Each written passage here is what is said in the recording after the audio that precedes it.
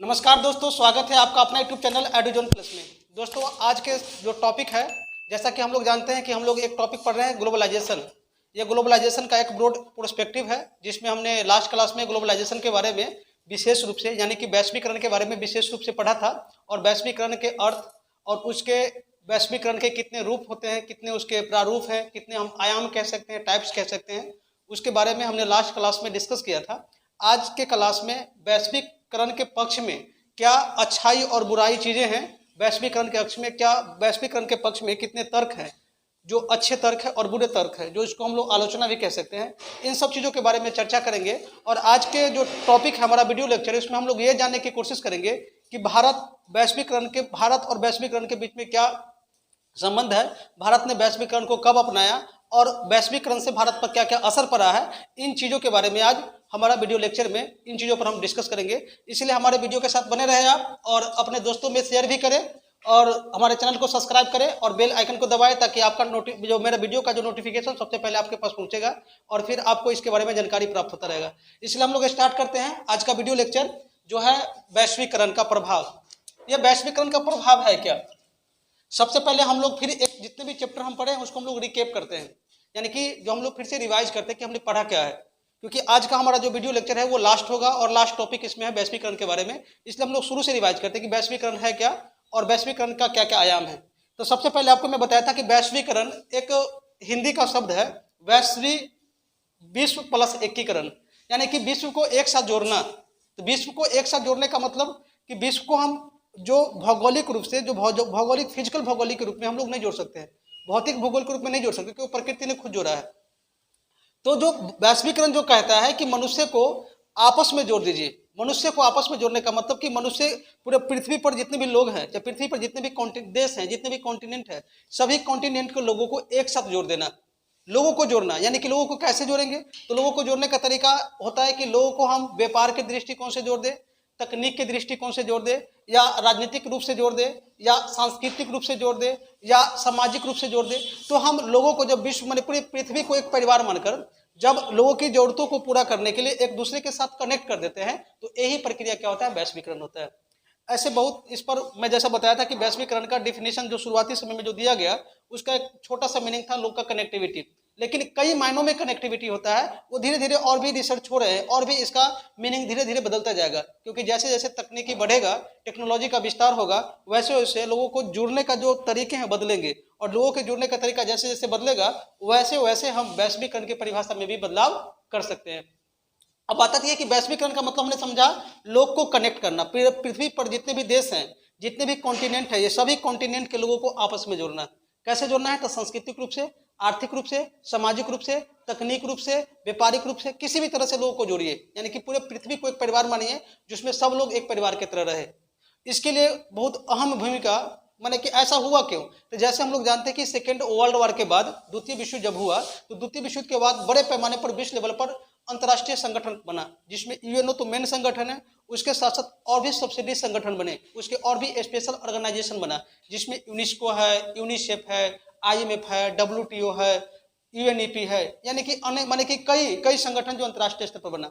उसके साथ साथ क्या हुआ कि जब द्वितीय विश्व युद्ध खत्म हुआ, यानी कि 1950 के डिकेड में, 1950 के दशक में बहुत सारे देशों ने आपस में क्षेत्रीय संगठन का निर्माण भी किया, जिससे माने कॉन्टिनेंट बेस पर, इंटर कॉन्टिनेंट बेस पर लोगों के कनेक्टिविटी बढ़ा।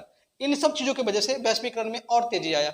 उतना ही नहीं, हम लोग जानते हैं कि शुरुआती समय में, यानी कि जो 18वीं सदी में या 19वीं सदी में जो तकनीकी का स्टेटस था पूरे विश्व में, और आज 21वीं सदी में तकनीकी का जो स्टेटस है वो काफी बदला है, तकनीकी में काफी खोज हुआ है। 21वीं सदी में बड़े पैमाने पर इंटरनेट का उपयोग किया गया। इस इंटरनेट कनेक्टिविटी से और जो हमारा मोबाइल टेलीकम्युनिकेशन कनेक्टिविटी से भी लोगों के बीच में संपर्क बढ़े, जिससे वैश्वीकरण का और विस्तारित हुआ। तो वैश्वीकरण यानी कि कई तरीके से बढ़े हैं, जो वैश्वीकरण एक कहीं ना कहीं मनुष्य के एक तरफ जीवन तो आसान किया है, वही दूसरी तरफ जीवन को प्रभावित किया है। अब हम लोग इसमें देखते हैं कि ये वैश्वीकरण से पूरे विश्व में क्या क्या फायदा हुआ है, और इसी वैश्वीकरण से क्या क्या नुकसान भी हुए हैं। यानी कि वैश्वीकरण के दो पर्सपेक्टिव है। कुछ लोग कहते हैं, जो हमारे कुछ विद्वान है, कुछ विद्वान को मानना है, अच्छा है, सामान्य लोग का भी मानना है वैश्वीकरण अच्छा है। कुछ लोग कहते हैं कि वैश्वीकरण खराब है। वैश्वीकरण के अच्छा कहने वाले लोग कौन है और खराब कहने वाले लोग हैं? कभी कभी लोग क्या कहते हैं कि हीरो हीरोइन को आपस में आलोचना करना शुरू कर देते हैं। क्यों कहते हैं? तो हम लोग जानते हैं कि जो विभिन्न प्रकार के जो भी कॉस्मेटिक प्रोडक्ट है या पेय पदार्थ है, जैसे मान लीजिए कोई वाइन है या सॉफ्ट ड्रिंक है, तो सॉफ्ट ड्रिंक जो है एक प्रकार का वैश्वीकरण का प्रोडक्ट जो इंडिया में है, यानी कि वो हमारे देश में नहीं बल्कि दूसरे देशों के लोगों ने सॉफ्ट ड्रिंक को बढ़ावा दिया। और जितने भी बड़े बड़े एक्टर्स और एक्ट्रेस हैं वो अपना टीवी पर प्रचार करें उनका, और उसके माध्यम से क्या हो रहा है कि वो सॉफ्ट ड्रिंक में जो भी नशीले या खराब पदार्थ हो जो लोगों को पेयजल के माध्यम से मिलता है, उससे हमारा आर्थिक क्षति पहुंचता है। तो ये लोग कहते हैं कि वैश्वीकरण आया है ना, लोगों को एक गंदी आदत लगा दिया है। खाने पीने से लेकर रहन सहन पर पहनावा जितने भी चीजें हैं सभी में गंदी आदत लगा दिया है। क्यों? क्योंकि सस्ती वस्तु किसी मार्केट में फ्लो होने लगा है, और सस्ती वस्तु मार्केट में फ्लो होने से लोगों के रूपरेखा बदलाव सब माने सोच समझ सब में बदलाव आ गया है। लेकिन दूसरी तरफ कुछ लोग कहते हैं कि नहीं ये बहुत अच्छा है। क्यों? क्योंकि हमारे देश में गरीबी को हटाया है। जैसे मैं एक तरह से पूछूं, यदि अपने समाज में कहीं जाएं और भारत के लोगों से यदि पूछना हम लोग शुरू करेंगे तो हम पाएंगे कि कुछ लोग कहते हैं देखो चाइनीज मोबाइल कितना सस्ता है, और चाइनीज मोबाइल ने लोगों के कम्युनिकेशन सिस्टम को बहुत आसान कर दिया है। गरीब व्यक्ति भी आज एक मोबाइल लेकर अपने परिवारों के बीच में, रिश्तेदारों के बीच में कम्युनिकेट आसानी से कर पाता है। एक ऐसा समय था जो गरीब व्यक्ति के पास मोबाइल नहीं होता था, एसटीडी बूथ पर जाकर कॉल करना पड़ता था। कॉल का चार्ज जो है सो व्यक्ति को 2 रुपये 3 रुपये प्रति मिनट देना पड़ता था। तो एक समय ये था। आज ऐसा समय से हर लोग घर में बैठे हुए 200 रुपये के रिचार्ज कराता है, भर भर दिन भर भर रात बात करता है, यानी कम्युनिकेशन को गैप को कम कर दिया है। तो ये क्या एक वैश्वीकरण का प्रभाव है। आज हर गरीब व्यक्ति के पास, हमें लगता है कि भारत में नहीं जितने भी डेवलपिंग कंट्री है सभी डेवलपिंग कंट्री में हर गरीब व्यक्ति के पास कहीं ना कहीं क्या है, टेलीकम्युनिकेशन यानी मोबाइल संचार है। मोबाइल हर लोग के पास है, वो कि स्मार्टफोन है। हर गरीब बच्चे के पास आजकल स्मार्टफोन हो गए हैं पढ़ने लिखने के लिए। ये क्या है, एक प्रकार का वैश्वीकरण का अच्छे प्रभाव दिखा रहा है। लेकिन वही दूसरी तरफ जो वैश्वीकरण के प्रभाव जो है बच्चों को गलत गेमिंग को देकर, गलत गेम को सिखाकर, इंटरनेट के बैड चीज़ों को यूज करके कहीं ना कहीं उसकी मानसिक रूप से उसको तोड़ रहा है, मानसिक रूप से उसको बुद्धि को नष्ट कर रहा है, उसको भ्रष्ट बना रहा है, उसको कहीं ना कहीं जो है सो उसको भ्रष्ट कर रहा है, दिमाग को भ्रष्ट कर रहा है। तो ये वैश्वीकरण के बुरा प्रभाव को दिखाता है। क्योंकि जितने भी स्मार्टफोन है जो दूसरे देशों में जिसका प्रोडक्ट हुआ, जिसका निर्माण हुआ है, उसमें कहीं ना कहीं विभिन्न प्रकार के ऐप्स ऑलरेडी प्लेस्ड होते हैं। वो ऐप के माध्यम से लोगों ने विभिन्न प्रकार के क्रियाकलाप करना शुरू कर देते हैं। दूसरी तरफ हम ये कह सकते हैं कि वैश्वीकरण की प्रक्रिया कहीं ना कहीं फ्रॉड को बढ़ावा दिया है। फ्रॉड को कैसे बढ़ावा दिया है? जैसे कि हम लोग जानते हैं कि जितने भी वैश्वीकरण के माध्यम से जितने भी ऑनलाइन प्रोडक्ट हमारे यहाँ आया है, चाहे जो भी जो भी गूगल्स है, चाहे जितने भी जो हमारा सोशल मीडिया है, वो सोशल मीडिया हमारे देश में का प्रोडक्शन तो कम है, हमारे देश का प्रोडक्ट कम है, बल्कि दूसरे देशों का प्रोडक्ट ज़्यादा है, जिससे हमारे देश में साइबर सिक्योरिटी के लेकर बहुत सारा आलोचना होते रहता है। साइबर सिक्योरिटी, साइबर सुरक्षा जिसको हम लोग कहते हैं, जैसे किसी के मोबाइल में फोन आता है, उसके बैंक से पैसे चले जाते हैं, पैसे कट जाते हैं, उसको किसी व्यक्ति को कोई ट्रैक करते रहता है, उसके पूरे के पूरे जो हम अपना जो उसका आंतरिक सुरक्षा उसको लोग घबराते रहता है। आप अपने पास यदि फोन रखे हुए हैं तो आपका लोकेशन लोग ट्रैक कर लेता है। ये कहीं ना कहीं तकनीक आने से या वैश्वीकरण की प्रक्रिया से लोगों की जो एक पर्सनल जो डिग्निटी होता है, उस पर बुरा असर पड़ा है। ये चीज़ों को लेकर बहुत लोग कहते हैं कि वैश्वीकरण अच्छा है, वैश्वीकरण खराब है। तो जब आपको आंसर लिखने के लिए आएगा कि वैश्वीकरण का आलोचनात्मक वर्णन करें, यानी कि वैश्वीकरण का वर्णन तो करना है लेकिन आलोचना के साथ करना है। तो आलोचना के साथ का मतलब आपको बैड इम्पैक्ट यानी कि नकारात्मक प्रभाव को लिखना पड़ता है। नकारात्मक प्रभाव को हम लोग आलोचना कहते हैं। क्या कहते हैं? आलोचना। कि उसका बुराई क्या क्या है, बुराई को ही क्या कहते हैं? आलोचना कहते हैं। तो बुरा चीज को कैसे लिखेंगे, ये चीज को यहाँ पर देखते हैं। जैसे वैश्वीकरण में जैसे हम लोग आर्थिक प्रभाव देखते हैं कि बहुत अच्छा हुआ है। क्या क्या अच्छा हुआ है? तो वैश्वीकरण में जितने भी इंटरनेशनल ऑर्गेनाइजेशन हैं, अंतर्राष्ट्रीय संगठन है, जैसे आप कह सकते हैं IMF, मैं लिखा नहीं वैसे, IMF, WB वर्ल्ड बैंक या ADB एशियाई डेवलपमेंट बैंक, इन चीज़ों के निवेश से देशों में पूंजी का प्रभाव बढ़ा है।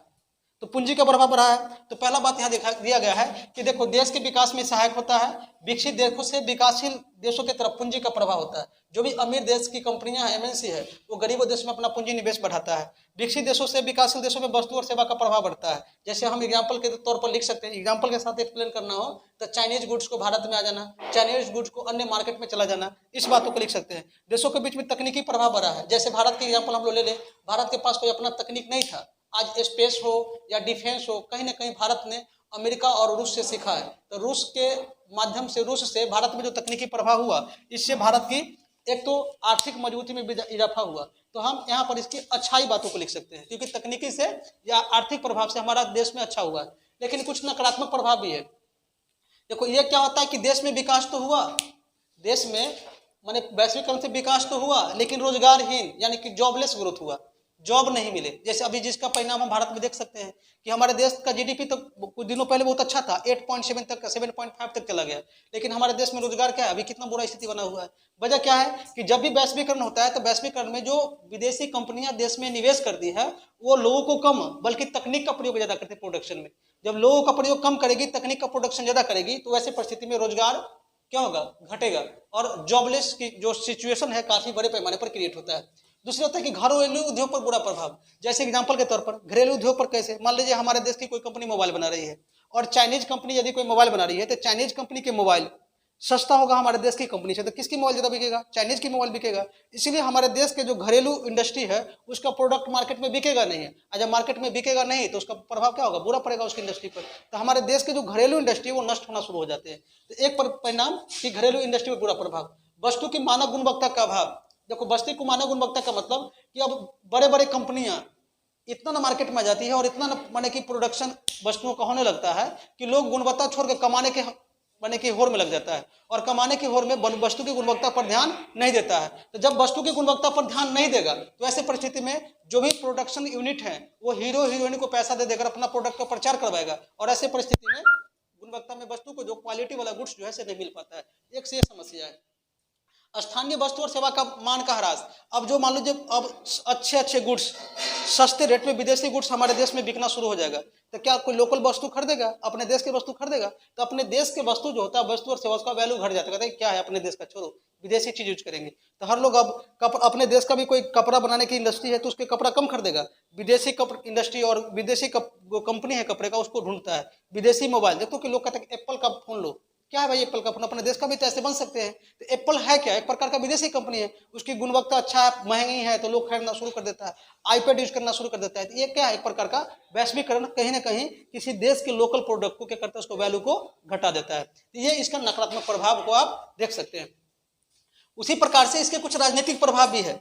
जैसे राजनीतिक प्रभाव में अच्छा बात क्या है कि हम लोग वैश्विक संस्थाओं के साथ जुड़ते हैं। जैसे मान लो कि किसी भी देश में, हमारे देश में मान लो कि यदि किसी व्यक्ति को भारत सरकार यदि उसके अधिकार का हनन कर रही है, मानवाधिकार का हनन कर रही है, तो इंटरनेशनल ह्यूमन राइट कमीशन में व्यक्ति जा सकता है और अपनी बात अंतर्राष्ट्रीय मंच तक पहुंचा सकता है जिसमें भारत की बुराई हो सकती है। तो एक फायदा तो है कि लोकतंत्र में कहीं ना कहीं अच्छा काम हो रहा है, वैश्वीकरण से अंतर्राष्ट्रीय संस्थाओं के साथ हम जुड़ रहे हैं। दूसरी बात, अंतर्राष्ट्रीय मानक कानून हमारे देश में आ रहे हैं। यदि अपने देश में कुछ भी करना है तो हम लोग विश्व को पहले देखते हैं कि विश्व में सबसे अच्छा कहाँ हो रहा है, उसकी चीजों को पढ़कर फिर अपने देश में लागू करते हैं। तो हमारे देश में मानक कानून यानी कि स्टैंडर्ड, इंटरनेशनल लेवल के स्टैंडर्ड कानून का इसमें लागू होता है। अंतर्राष्ट्रीय प्रशासनिक सेवा हम लोग लागू करते हैं। अपने देश में जो इंटरनेशनल लेवल का जो एक मानक एक प्रशासन होना चाहिए, सेवा होना चाहिए, उसको लागू करते हैं। अंतर्राष्ट्रीय एनजीओ का हमारे देश में प्रभाव हो जाता है। जैसे बड़े बड़े, जैसे मैं कल बताया था, एमनेस्टी इंटरनेशनल है, चाहे रेड क्रॉस सोसाइटी है, बॉर्डर विदाउट माने कि डॉक्टर विदाउट बॉर्डर है, ये सब चीजें जो है एक प्रकार का इंटरनेशनल ऑर्गेनाइजेशन है। ये कहीं ना कहीं हर देश में जाकर अपना सेवा प्रदान करता है, एक अंतर्राष्ट्रीय कानून को बढ़ावा देता है। वही दूसरी तरफ इसका क्या आलोचना है, अब मान लो कि ये सब चीज, अब ये सब चीजें विदेश में खुद से खुद होने लगेगा।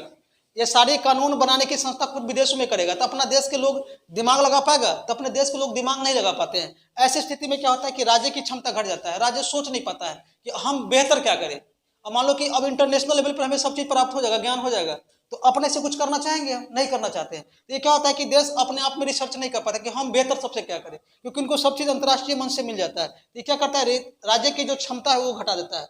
लोकतांत्रिक व्यवस्था में बाहरी प्रभाव का भय होता है इससे। अब मान लीजिए अंतर्राष्ट्रीय संस्था है किसी देश में, ये अंतर्राष्ट्रीय कानून के माध्यम से हस्तक्षेप करेगी, तो इस परिस्थिति में जो लोग होते हैं किसी भी देश के, वो कहेंगे वाह अब तो अंतर्राष्ट्रीय बचाव हमको हो रहा है। तो इसमें यह डर होता है कि जब भी चुनाव का समय हो, उन चुनावों को समय में कहीं ना कहीं अंतर्राष्ट्रीय संस्था कोई गेम खेल दे तो देश के आंतरिक लोकतांत्रिक व्यवस्था को गड़बड़ा सकता है। तो एक ये इसका राजनीतिक प्रभाव को आप लोग देख सकते हैं। एक सांस्कृतिक प्रभाव जो सबसे सिंपल है, जैसे हम लोग जानते हैं कि वैश्वीकरण आया है तो खाने पीने के ऑप्शन बढ़ गए हैं। अपना दाल रोटी छोड़कर, चावल दाल छोड़कर हम लोग पिज्जा बर्गर ये सब भी खाना शुरू कर दिए हैं। चाउमीन, मोमोज, मंचूरियन, ये सब विभिन्न प्रकार के जो सिस्टम आ गया है, फ्रेंच राइस, ये विभिन्न प्रकार के चीज हमारे पास खाने का ऑप्शन बढ़ गया है। दूसरा, हमारे पास धार्मिक और अन्य वैज्ञानिक विचार दिमाग में आने लगे हैं, वैज्ञानिक विचार भी आने लगे हैं, धार्मिक विचार भी आने लगे हैं, धर्मों के बारे में समझ बूझ आने लगा है। ये चीज तो फायदा है, लेकिन नकारात्मक प्रभाव विश्व में, अब हमारे देश में लोग अपने लोकल साड़ी ब्लाउज पहनना बंद कर दिया, अब लोग एकदम हर जीन्स छोटे मोटे कपड़े ये सब पहनना शुरू कर दिया। ये वैश्वीकरण का क्या है, कहीं ना कहीं ये संस्कृति बढ़ावा हुआ है। उसी प्रकार से लोगों के बीच में क्या हो गया कि अब बहुत सारे लोग सोचते हैं कि अपने संस्कृति, बहुत सारे लोग जो थोड़ा दिमाग के अलग तरह के, वो सोचते हैं कि भाई अपना वैश्वीकरण में हम दूसरा को कल्चर क्यों अपनाएं। कहीं कहीं आप यात्रा करेंगे, बस में, ट्रेन में, रेलवे, कहीं पर जाएंगे घूमने, चाहे कहीं पब्लिक प्लेस पर, यदि आप कोई मॉडर्न कपड़ा पहन कर जाइए, जो बूढ़े बुजुर्ग लोग हैं कहेंगे क्या अपना तुम्हारा कोई लक्षण पापा मम्मी नहीं सिखाया है, ये क्या आया है बात। यानी कि ये कहीं ना कहीं ये धार्मिक आलोचना को बढ़ावा दिया है। उसके बाद हमारे देश के जो मेन वैल्यू है, हमारे देश की जो संस्कृति है, उसकी वैल्यू धीरे धीरे खत्म होते जा रही है। अब मान लो कि अब किसी देश में वैश्वीकरण आया है, उसमें फैशन ज़्यादा है, तो वैसे परिस्थिति में लोग अपने मूल्य को भूल जा रहा है, अपने मूल्य को भूल जा रहा है और दूसरे मूल्य को लागू करना शुरू कर दे रहा है। तो ऐसे परिस्थिति में क्या हो रहा है कि संस्कृति के मौलिकता पर बुरा प्रभाव पड़ना शुरू हो गया। एक चीज और समझिए आप, भारत और वैश्वीकरण क्या है। जैसा कि हम लोग जानते हैं कि भारत 1991 के पहले अपने देश को पूरे रूप से बंद किए हुए था। 1991 के पहले भारत ने सोचा कि अपने देश में हम बाहरी प्रभाव को कम करेंगे, तो अपने देश में अपनी जो डोमेस्टिक यूनिट है, डोमेस्टिक प्रोडक्शन यूनिट है, कंपनियां, उसको बढ़ावा मिलेगी। लेकिन भारत की स्थिति 1991 में क्या हो गया, बुरा हो गया, बुरा प्रभाव पड़ा। 1991 में भारत ने एक कॉन्सेप्ट लाया, LPG, liberalisation, privatisation and globalisation. यानी कि हम ये कह सकते हैं कि 1991 में भारत ने वैश्वीकरण का कॉन्सेप्ट लाया। कब लाया, 1991 में। और जब 1991 में भारत ने वैश्वीकरण का जो कॉन्सेप्ट लाया, उसके बाद से ही भारत जो है से एक विश्व मंच पर उभरता हुआ अर्थव्यवस्था बना।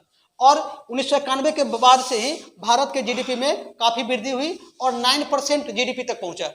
कहाँ, 9% तक। क्यों, क्योंकि भारत उससे पहले 1991 में जो भारत में आर्थिक संकट आया, उस संकट से उभारने में कहीं ना कहीं वैश्वीकरण ही बहुत अहम भूमिका निभाया है। आज के भारत के यदि हम कहें तो आज के भारत के तहत जो भारत में मेक इन इंडिया प्रोग्राम है, और जो भारत अभी तक जो आत्मनिर्भर बना है, वो आत्मनिर्भर बनने का वजह भी भारत का क्या है, वैश्वीकरण है। क्योंकि भारत जब वैश्वीकरण का जो कॉन्सेप्ट अपनाया, तो वैश्वीकरण अपनाने से भारत में एफडीआई बड़े पैमाने पर आना शुरू हो गया। फॉरेन डायरेक्ट इन्वेस्टमेंट यानी कि विदेशी पूंजी का निवेश बड़े पैमाने पर बढ़ा, जिससे भारत में आत्मनिर्भरता बढ़ी, जिसका प्रमाण हम लोग इसरो के एग्जाम्पल देकर और डिफेंस सेक्टर के एग्जाम्पल देकर कर सकते हैं। और इस प्रकार से ये वैश्वीकरण का पूरा कंसेप्ट हमारा आज खत्म होता है। इसलिए इस वीडियो को देखें और अपने दोस्तों में शेयर भी करें।